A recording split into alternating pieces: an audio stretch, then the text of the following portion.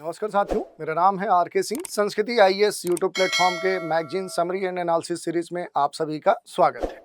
जैसा कि आप सभी जानते हैं कि हम अपने इस सीरीज में जो भी महत्वपूर्ण मैगजीन्स हैं उनमें प्रकाशित महत्वपूर्ण आर्टिकल्स की चर्चा करते हैं, उनकी समरी देखते हैं, उनका विश्लेषण करते हैं। तो इसी क्रम में आज हम जिस मैगजीन की चर्चा करने वाले हैं वो मैगजीन है कुरुक्षेत्र।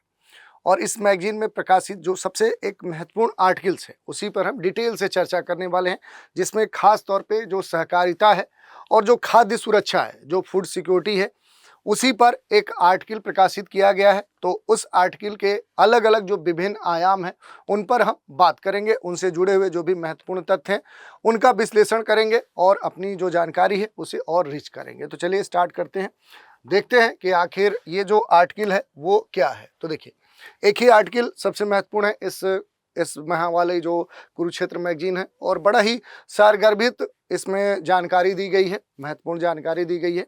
इसका हमारे एग्जाम के दृष्टिकोण के लिए, हमारी बेसिक समझ के लिए काफ़ी महत्व हो सकता है। जो सहकारिता है और जो फूड सिक्योरिटी है, इनके विश्लेषण पर ये पूरा टॉपिक आधारित है, इसी पर हम बात करने वाले हैं। जो खाद्य सुरक्षा है, जो फूड सिक्योरिटी है, आप सभी जानते हैं कि जो हमारा नेशनल डेवलपमेंट है, जो राष्ट्रीय विकास है, उस राष्ट्रीय विकास का क्या है, ये सबसे महत्वपूर्ण क्या माना जाता है, अंग माना जाता है, पार्ट माना जाता है।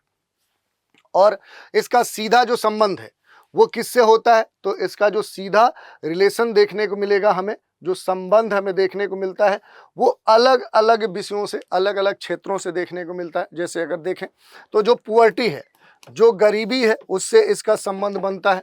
इसके अलावा देखेंगे तो गरीबी के उन्मूलन से जुड़ा हुआ इसका महत्व है। पोषण संबंधित जो भी समस्याएं हैं, न्यूट्रिशन से जुड़ी हुई जो भी समस्या है, उनके समाधान में ये महत्वपूर्ण साबित हो सकता है। ग्रामीण क्षेत्रों की जो आजीविका है, उस आजीविका के संदर्भ में भी देखें तो ये हमारे लिए सबसे महत्वपूर्ण हो जाता है। इस कारण से देखेंगे तो खाद्य सुरक्षा का राष्ट्रीय विकास में एक अहम योगदान है। यही नहीं, अगर हम खाद्य और कृषि संगठन जो FAO है, फूड जो एग्रीकल्चर ऑर्गेनाइजेशन है, इसकी अगर माने खाद्य और कृषि संगठन की, तो इसके द्वारा डिफाइंड किया गया है कि पर्याप्त, सुरक्षित और पौष्टिक भोजन तक जो फिजिकली यानी भौतिक, सोशली, सामाजिक, इकोनॉमिक यानी आर्थिक जो पहुंच है, वही खाद्य सुरक्षा है। और ये सतत विकास लक्ष्यों के मुख्य जो कंपोनेंट हैं, जो मुख्य घटक हैं, उनमें ये शामिल है। तो इस तरह से काफ़ी महत्वपूर्ण हो जाता है। और भारत में अगर हम देखेंगे तो जो फूड सिक्योरिटी है, जो खाद्य सुरक्षा है, वो न केवल देखें तो एक कम कृषि उत्पादकता, बल्कि जो फसलें हैं उनकी कटाई के बाद जो भंडारण की समस्या है, आपूर्ति की जो श्रृंखला है कि सही तरह से सप्लाई चेन नहीं है, उसकी अक्षमता और उच्च जो खाद्य अपव्यय है, ऐसे जो चुनौतियां हैं उनसे जूझ रहा है। सहकारी जो समितियां, विशेष रूप से प्राथमिक जो कृषि ऋण समितियां हैं, जिन्हें पैक्स हम बोलते हैं, वो समावेशी जो खाद्य जो भंडारण है और जो खरीद है, उसके लिए प्रमुख वाहन के रूप में अब सबके सामने आ चुकी है। खास करके सहकारी क्षेत्र में दुनिया की सबसे बड़ी जो अनाज भंडारण योजना 2023 में भारत सरकार ने शुरू की है, उसके संदर्भ में तो डिटेल में हम देखेंगे। जो भी सहकारी समितियां, विशेष रूप से प्राथमिक कृषि ऋण समितियां, जो प्राइमरी कह सकते हैं कि एग्रीकल्चर, जो भी कह सकते हैं कि ऋण समितियां हैं, उनके बारे में हम देखेंगे। थोड़ा सा देखते हैं इससे जुड़े हुए जो महत्वपूर्ण आंकड़े हैं कि जो भी भंडारण है उससे जुड़े हुए जो विरोधाभास हैं, चाहे उसके उत्पादन को लेकर हो, चाहे उसकी क्षमता को लेकर हो, या अन्य विषयों को लेकर हो, तो भारत वैश्विक स्तर पे आप देखेंगे तो इस तरह के उत्पादन में एक खास जगह रखता है। लेकिन उसके सामने कई सारी चुनौतियां भी हैं, कई सारे बैरियर्स भी हैं। सबसे बड़ा जो बैरियर्स है वो स्टोरिंग की है। स्टोरेज ढंग का नहीं होना, स्टोरेज के लिए जो इंफ्रास्ट्रक्चर भारत के पास होना चाहिए वो नहीं है। विभिन्न क्षेत्रों में स्टोरेज का अभाव है। इसके कारण देखें तो जो फूड सिक्योरिटी है वो क्या हो चुकी है, फूड क्राइसिस के रूप में कन्वर्ट हो चुकी है। किसानों की जो आय है, उनकी जो आर्थिक स्थिति है, वो काफ़ी कमज़ोर है। और इसमें कुछ आंकड़े हैं, उन पर हम बात करेंगे। जैसे ग्लोबल स्तर पे जो भी वैश्विक खेती योग्य भूमि है, उसमें भारत का जो हिस्सा है आप देख सकते हैं केवल 11% है। वैश्विक जनसंख्या में अगर भारत के हिस्से की बात करेंगे तो वो 18% है। तो यहीं पर देखिए कि एक तरह से देखें जो खाद्य सुरक्षा है वो एक महत्वपूर्ण मुद्दा हो जाता है, क्योंकि हमारे पास वैश्विक स्तर पे जितनी जनसंख्या है उतनी जनसंख्या के लिए जितना वैश्विक स्तर पे जो भूमि होना चाहिए वो है ही नहीं। कुल जो खाद्यान्न उत्पादन है 2021 का आंकड़ा ये कह रहा है कि 311 मिलियन मीट्रिक टन हमने उत्पादन किया, और मौजूदा जो भंडारण क्षमता है वो हमारे पास कितनी है, 145 है। तो देखिए एक तरह से जितना उत्पादन हो रहा है उसके भंडारण की जो क्षमता है वो हमारे पास एक काफ़ी कम है, और ये अंतर बड़ा दिख रहा है। दूसरी बात करें तो भंडारण की जो कमी है यहाँ पर दिखाया गया है कि 166 मिलियन मीट्रिक टन हमारे पास जो अनाज फसलें हैं, अनाज जो उत्पादन है उसके लिए भंडारण के लिए, उससे स्टोरेज के लिए हमारे पास जगह ही नहीं है। और इस कारण से जो एक गैप दिख रहा है वो 47% का, यानी लगभग 50% जो हमारे यहाँ अनाज उत्पादित होता है उसमें से आधे को हम सुरक्षित रख ही नहीं पाते हैं, उन्हें स्टोर ही नहीं कर पाते। इसका पूरा जो इंफ्रास्ट्रक्चर होना चाहिए, भारत में जो आधारभूत संरचना होनी चाहिए, उसकी कमी देखने को मिली है। और कटाई के बाद देखें तो लगभग 10 से 15% तो ऐसे ही अनाजों का नुकसान हो जाता है। आर्थिक नुकसान की बात करेंगे तो ये तो आंकड़ा और भी ऊपर जाता है। ये कहा जा रहा है कि प्रति वर्ष 90,000 करोड़ का नुकसान भारत इस तरह के जो इंफ्रास्ट्रक्चर की जो कमी है उस कारण से झेल रहा है।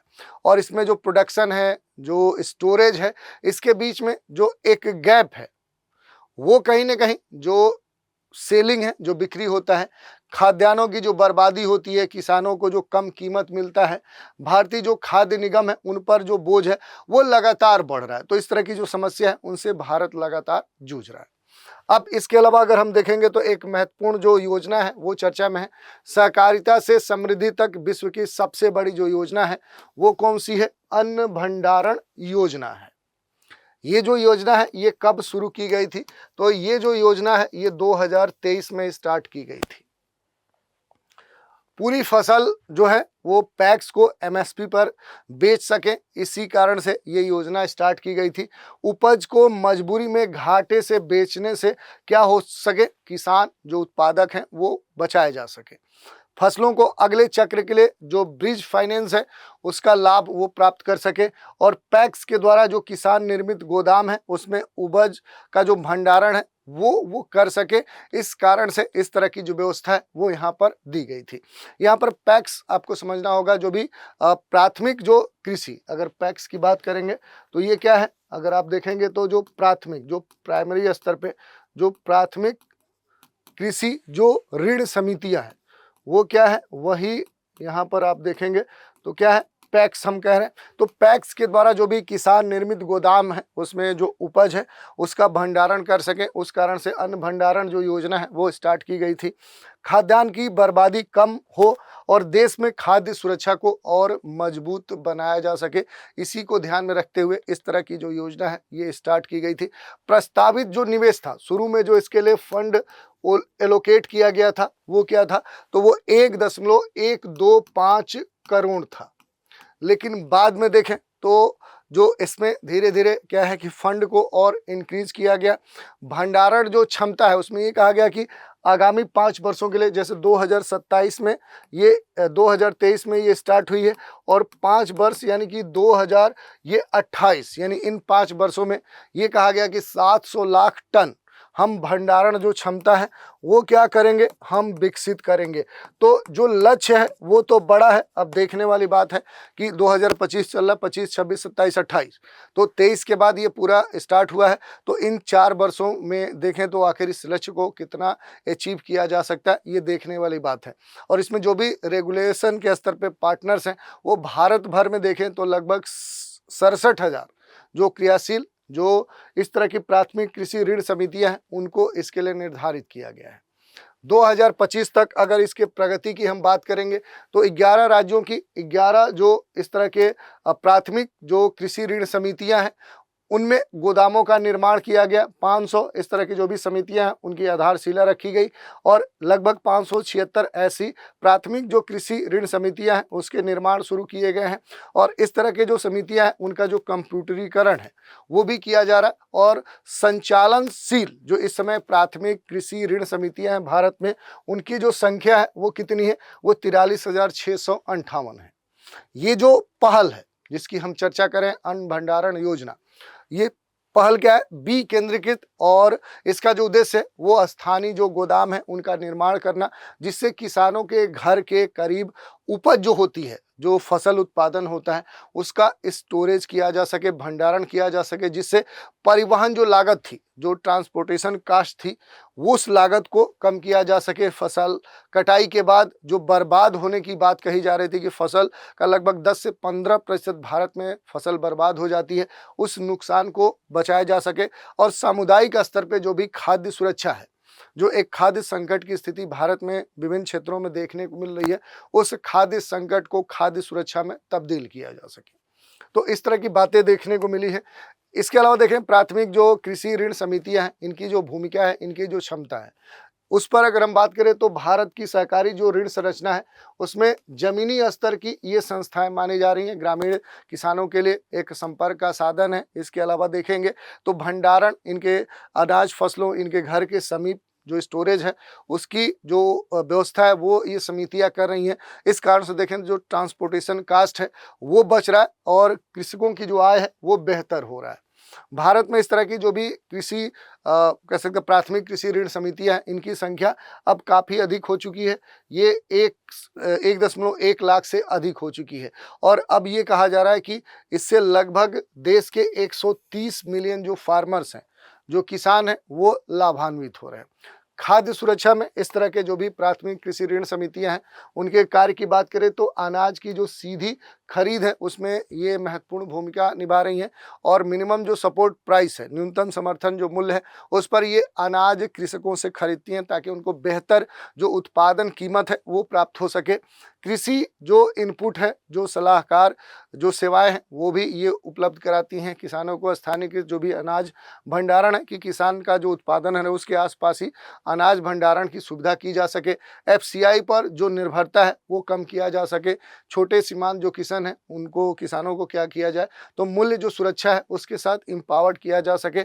और ई नाम जैसे जो प्लेटफॉर्म है, जो मंच है, जो उनके माध्यम से ऑनलाइन जो ट्रेडिंग है उसके लिए भी किसानों को कैपेबल बनाया जा रहा है। तो इस तरह की बातें देखने को मिली है।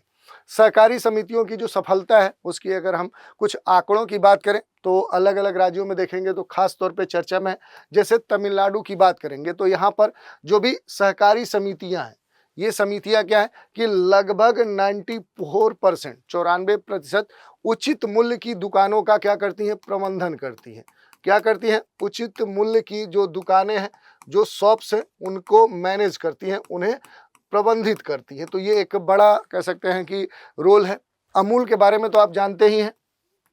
अमूल जो है ये सहकारी मॉडल है, एक तरह से देखेंगे तो सहकारी मॉडल पे ही ये इसकी स्थापना की गई थी, उसी पर ये चलता है।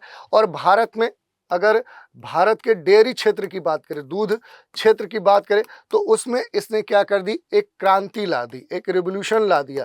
तो इस कारण से एक महत्वपूर्ण इन तरह की जो भी सहकारी समितियां हैं इनकी कहीं ना कहीं जो उपलब्धि है। मदर डेयरी इसी तरह का एक उदाहरण है सहकारी समिति का। विनियमित जो कीमतें होती हैं, जो प्राइस होती है, विनियमित जो कीमतें होती हैं, उन कीमतों पर ये क्या करता है, जो मदर डेयरी है विभिन्न जो प्रोडक्ट्स हैं उनको पहुंचाता है, उनको उनकी जो कह सकते हैं कि उपलब्धता है वो सुनिश्चित करता है। इसमें मदर डेयरी का आपने देखा होगा जो मिल्क है वो मिलता है, सब्जियां मिलती हैं और ऐसे अन्य जो कह सकते हैं कि जो अदर्स जो कह सकते हैं उत्पाद है वो भी मदर डेयरी मार्केट में या लोगों तक पहुंचाने का काम करता है। महाराष्ट्र में जो अनाज बैंक है, आदिवासी क्षेत्रों के लिए खास तौर पे जो आदिवासी लोग हैं या जो आदिवासी क्षेत्र हैं उन क्षेत्रों के लिए जो अनाज है वो अनाज क्या करता है, वो ऋण के तहत उपलब्ध कराता है। तो एक अनाज में ऋण मॉडल को महाराष्ट्र अनाज बैंक प्रोवाइड कर रहा है और ये सहकारी समिति के कंसेप्ट पे ही चलता है। जो नाफेड है ये राष्ट्रीय जो बफर स्टॉक है, जिसके तहत देखें तो दाल, प्याज या इस तरह के जो भी स्टॉक है उनको हमेशा मेंटेन किए रहता है। और सरकारी योजनाओं के साथ देखें तो जो सहकारी समितियां हैं ये खास तौर पे अब सहयोगी रूप में काम कर रही हैं। जो भी अनाज भंडारण है उस पहल को भारत सरकार की कई जो योजनाएं हैं उनके साथ अभिसरण कर दिया गया है, सपोर्ट के स्तर पर रख दिया गया है। जैसे आप देखेंगे मनरेगा है या फिर देखेंगे जो लोगों को पीएम जो कह सकते हैं कि जो खाद्यान्न वितरण जो स्कीम है उसके तहत इसे जोड़ दिया गया। तो बहुत सारी ऐसी योजनाएं हैं। थोड़ा योजनाओं के बारे में देखेंगे तो विभिन्न योजनाओं में कृषि अवसंरचना, कृषि विपणन, इसके अलावा प्रसंस्करण उद्यमों की जो औपचारिकरण है, नाबार्ड है, इस तरह की बहुत सारी योजनाओं के साथ इसे क्या किया गया है, जोड़ दिया गया। लेकिन इन सब के बावजूद इनके सामने बहुत सारी चुनौतियां हैं, क्योंकि रेवोल्यूशन के स्तर पे होने के बावजूद भी इस तरह की जो भी पहल है उनको कई स्तरों पे, परिचालन के स्तर पे, संस्थागत या अन्य जो चुनौतियां हैं उनका कहीं ना कहीं फेस करना होता है, उनका सामना करना पड़ता है। जिन महत्वपूर्ण स्तरों पर इस तरह की चुनौतियां उत्पन्न होती हैं, जैसे बहु एजेंसी जो समन्वय है, बहुत सारी जो एजेंसियां हैं उनके बीच में इंटीग्रेशन नहीं है। जो भी सहकारी समितियां हैं वो क्या होती है कि इस तरह की जो सहकारी समितियां हैं इनके स्तर पे अगर आप देखेंगे तो जैसे राज्य हैं या फिर जो भी राज्यों के अलावा जो राज्य विभिन्न विभाग हैं उन विभागों के बीच में जो एक इंटीग्रेशन होना चाहिए, एक जो भागीदारी होनी चाहिए, वो देखने को नहीं मिलती है, समन्वय देखने को नहीं मिलता है। वित्तीय जो संस्थान है, फिनेंशियल जो इंस्टीट्यूशन है, और उनके बीच में देखें तो एक तालमेल नहीं होने के कारण काफ़ी जो विलम्ब है वो देखना पड़ता है। सबसे बड़ी बात देखने को मिलती है जो लैंड के संदर्भ में, जो भूमि है उसकी जो उपलब्धता है, विशेष करके जहाँ पर जो पॉपुलेशन है, अगर पॉपुलेशन जो आबादी है, जनघनत्व अगर अधिक है तो वैसे क्षेत्रों में अगर हम देखेंगे तो पंचायतों के साथ जो भूमि है उसकी ज़रूरत होती है, और वो एक नहीं होना जनसंख्या वाले क्षेत्रों में एक बड़ा मुद्दा है। समय पर जो फंड है, जो धन है, उसका जो वितरण है, क्योंकि बहुत सारे ऐसे जो प्रोजेक्ट्स होते हैं, जो परियोजनाएं होती हैं, उन परियोजनाओं के संदर्भ में एक देरी देखने को मिलती है, जो विलंब होने की बात है वो देखने को मिलती है। तो ये भी एक बड़ा मुद्दा है। इसके अलावा जो प्राथमिक कृषि जो ऋण समितियां हैं इनकी जो अवशोषण क्षमता है वो कहीं ना कहीं इनके संदर्भ में जो लिस्टिंग होती है, जो सूची बनती है, या फिर देखें तो जो क्वालिटी है, जो गुणवत्ता है, उस स्तर पे एक बड़ा जो अंतर है वो देखने को मिलता है, एक समस्या देखने को मिलती है। और काफ़ी जो एक मास, एक जो पॉपुलेशन है उसके संदर्भ में देखेंगे तो एक जो जनशक्ति है, जो प्रशिक्षण है, जो ट्रेनिंग है, उसकी कमी हमें देखने को मिलती है। तो इस तरह की बातें हमें देखने को मिलती हैं। परिचालन के संदर्भ में भी देखें तो अभी पारदर्शिता, जवाबदेहिता, स्थिरता का अभाव भारत में देखने को मिलता है। और इसी कारण से आप देखेंगे तो शासन और जो निगरानी तंत्र है उसके स्तर पे कई सारी जो चुनौतियां, उनके समाधान के लिए कई सारे बहुस्तरीय जो मॉडल है वो विकसित किए जा रहे हैं। जैसे नेशनल लेवल पे रणनीतिक जो निगरानी है, अंतर मंत्रालयीय स्तर पे समिति बनाई जा रही है। वहीं स्टेट स्तर पे देखें तो राज्य सहकारी विकास समितियां हैं, उनको डेवलप किया जा रहा है। और जिला स्तर पे, डिस्ट्रिक्ट लेवल पे जिला सहकारी विकास जो समितियां हैं उनको विकसित किया जा रहा है। इसके अलावा निगरानी के लिए आप देखेंगे तो डिजिटल जो डैशबोर्ड है उसकी निगरानी अब सुनिश्चित की जा रही है, और क्षमता पर खास तौर पे ध्यान दिया जा रहा है, जिसके लिए प्रशिक्षण की जो आवश्यकता है उस पर, जागरूकता जो अभियान है उस पर खास तौर पे ध्यान दिया जा रहा है। और यही नहीं, खाद्य सुरक्षा पर भी जो अब प्रभाव है वो अब दिखने लगे हैं, जिनको आप देख सकते हैं कि जमीनी स्तर पे जो भी नियंत्रित भंडारण जो सुविधाएं हैं वो बेहतर हुई हैं, अपव्यय में कमी हुआ है, अनाज की जो गुणवत्ता है वो पहले से बेहतर हुआ है। पीएम किसान और इस तरह के जो फसल बीमा या जो अन्य योजना है उसमें पारदर्शिता पहले से बेहतर हुई है। सतत विकास लक्ष्यों में अब जो योगदान है वो पहले से बढ़ चुका है। आप देख सकते हैं एसडीजी जो अलग अलग गोल है उसमें कितना योगदान इसका है वो भी आप देख सकते हैं।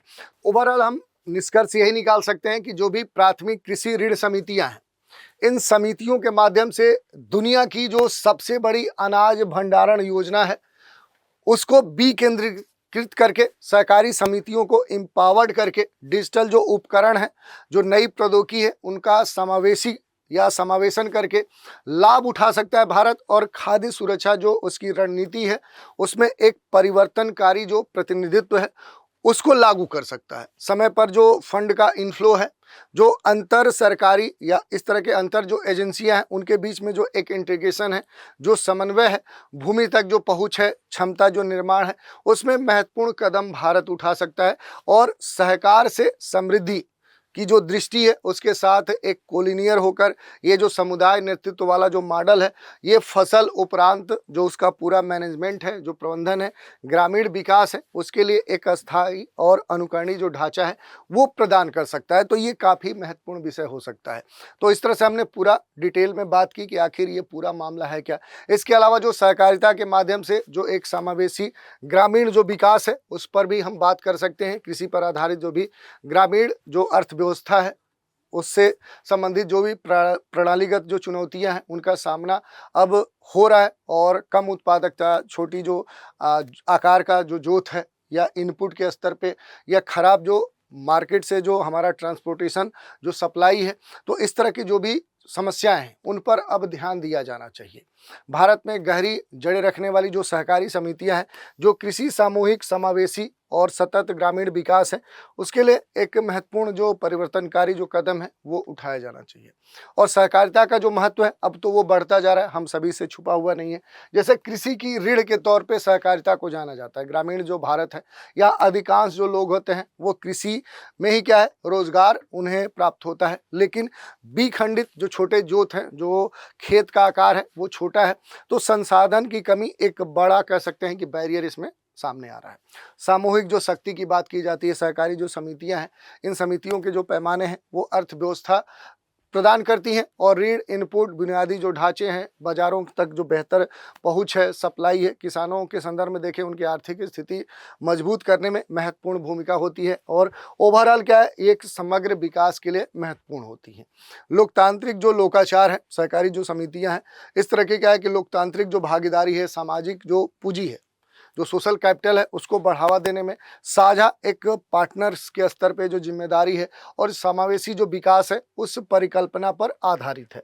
संस्थागत स्तर पे देखेंगे तो नीतिगत जो समर्थन है वो सबसे महत्वपूर्ण हो जाता है कि आपूर्ति और अग्रणी जो मॉडल है उसके संदर्भ में जो भी किसान है वो कंट्रोल स्तर पे जो भी इंस्टीट्यूशन है उनकी कमी के कारण पारंपरिक जो टॉप डाउन जो मॉडल है वो कहीं ना कहीं अब फेल्योर दिख रहा है। परिवर्तन की आवश्यकता है, ये सभी जान रहे हैं। और सहकारिता मंत्रालय 2021 का निर्माण इसी को ध्यान में रखते हुए किया गया था। दूसरी बात क्या है कि सहकारी जो नेतृत्व वाली ग्रामीण अर्थव्यवस्था है उनके लिए कुछ महत्वपूर्ण बड़े विजन अब सेट किए गए हैं। जैसे ग्राम स्तरीय जो सहकारी समितियां हैं, उच्च स्तरीय जो सहकारी समितियां हैं, डिजिटल सहकारी जो नेटवर्क्स हैं, शासन की जो भूमिका है। जैसे सहकारी जो समितियां हैं उनमें जो गवर्नेंस है, जो हमारी सरकारें हैं, वो खाद्य सुरक्षा जो कार्यक्रम है, फूड जो सिक्योरिटी कह सकते हैं कि जो प्रोग्राम्स हैं, तो इस तरह के जो प्रोग्राम्स हैं उनको लागू करने का काम उन्हें सौंपा जाता है, जिससे सरकार पर राजकोषीय जो बोझ है वो कम हो सके। ऐसे ही जो डिजिटल सहकारी जो नेटवर्क्स हैं, कि राष्ट्रीय जो सहकारी खाद्य नेटवर्क हैं वो बनाने के लिए लगभग आप देखेंगे कि 7 लाख जो ग्राम है, एक बड़ा डेटा है कि लगभग 7 लाख ग्राम सहकारी जो समितियां हैं उनको लगभग 3.5 लाख उच्च स्तरीय जो सहकारी समिति है उनसे जोड़ने का प्रयास किया जा रहा है। उच्च स्तरीय जो सहकारी समितियां हैं जिनके लिए खास तौर पे जो स्टोरेज है, जो भंडारण है, विपणन है, ऊर्जा, शिक्षा, ट्रेनिंग, स्वास्थ्य के लिए जो सुविधा है, उसके साथ ही एक पूरा जो क्लस्टर है, उस क्लस्टर आधारित बहुउद्देशीय जो सहकारी समितियां हैं उनके विकास पर ध्यान दिया जा रहा है। और इसके तहत आप देखेंगे तो आर्थिक और सामाजिक जो इसका प्रभाव है वो भी अब देखने को मिल रहा है। कम लागत देखने को मिल रही है, जो इनपुट था वो कम हो गया है, अपव्यय जो नुकसान हो रहा था वो अब कम हो रहा है, क्योंकि सहकारी समितियों का जो प्रत्यक्ष इन्वॉल्वमेंट हो गया है, सीधे किसानों तक उनकी जो उत्पादन है, फसल उत्पादन है, उसको खरीदना ताकि उनकी हानि कम हो सके, स्टोरेज उनके आसपास बनाना ताकि जो उत्पादित फसल है वो बर्बाद ना हो सके। तो इस कारण से इस तरह के फायदे देखने को मिले हैं और इससे जो एम्प्लॉयमेंट है वो भी अब डेवलप हो रहा है। जो भी विकेंद्रीकृत मूल्य है, जो इसकी चेन है वो निर्माण होने से ग्रामीण क्षेत्रों में भी ग्रामीण रोजगार और ग्रामीण जो अर्थव्यवस्था है उसको अब फिर से पुनर्जीवित किया जा सकता है। और इससे क्या होगा कि जो भी ग्रामीण क्षेत्र है वहाँ पर जो कृषि करने वाले किसान हैं वो पहले से एम्पावर्ड हो सकते हैं और इससे सामाजिक जो सद्भाव है वो विकसित हो सकता है। लेकिन इन सब लाभ के अलावा भी देखेंगे तो बहुत सारी जो चुनौतियां हैं वो भी अभी सामने देखने को मिल रहे हैं। जैसे सहकारी विवेक को अब पुनर्जीवित करना एक महत्वपूर्ण कदम हो चुका है, क्योंकि अगर देखेंगे तो जो भी सरकारी कामकाज होते हैं, इस तरह के जो भी गवर्नमेंट के स्तर पे जो काम होते हैं उनके संदर्भ में एक जो जवाबदेहिता है, जो एक पारदर्शिता है, अकाउंटेबिलिटी है, उसको अब और पहले से बेहतर करना होगा, उसे बहाल करना होगा और इसके लिए अधिक जो तालमेल है, जो एक कह सकते हैं कि इंटीग्रेशन है, जो समन्वय है, उस तरह की एक प्रणाली जो है वो विकसित करने की आवश्यकता है। नवीन उत्तरदायी जो सहकारी समितियां हैं उनको अब और बेहतर तरीके से लागू करना होगा, उन्हें स्थापित करना होगा। एकीकृत जो भी संस्थागत ढांचा है, जो विशाल सहकारी नेटवर्क है, जैसे देखेंगे तो अब भारत में कहा जा रहा है कि लगभग 7 पॉइंट समथिंग कह सकते हैं कि लगभग 8 लाख जो इस तरह की जो सहकारी नेटवर्क है वो विकसित हो चुका है। तो इसको कहीं ना कहीं अब डिजिटल स्तर पे और प्रबंधन के स्तर पे एक एकीकृत जो प्लेटफॉर्म है वो डेवलप किया जाना चाहिए।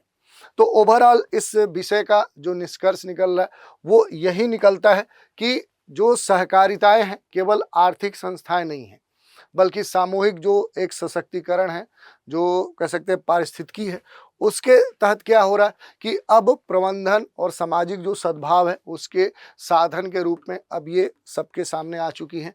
जो एक आत्मनिर्भरता होती है, जो एक समावेशी विकास का कंसेप्ट होता है, टिकाऊ जो भारत के लक्ष्य हैं उनको प्राप्त करने के लिए जो भी सहकारी मॉडल हैं वो अब सबसे कह सकते हैं कि आज की जरूरत बन चुके हैं। जैसे पहले गांधी जी जो थे उन्होंने कल्पना की थी कि भारत का जो विकास है वो शहरों से नहीं गांवों से होकर जाना चाहिए, और सहकारी जो समितियां हैं इसी परिवर्तन के लिए देखें तो सबसे स्वाभाविक और प्रभावी साधन टूल्स के रूप में अब सामने आ चुकी है। तो ये पूरा हमने इस आर्टिकल के बारे में देखा, जो भी सहकारिता है, जो फूड सिक्योरिटी है, इनके बीच में जो एक संबंध है और इनके सामने जो महत्वपूर्ण मुद्दे हैं उन पर हमने डिटेल से बात की। तो आज के एपिसोड में इतना ही। आप सभी हमारे साथ बने रहें, इसके लिए धन्यवाद।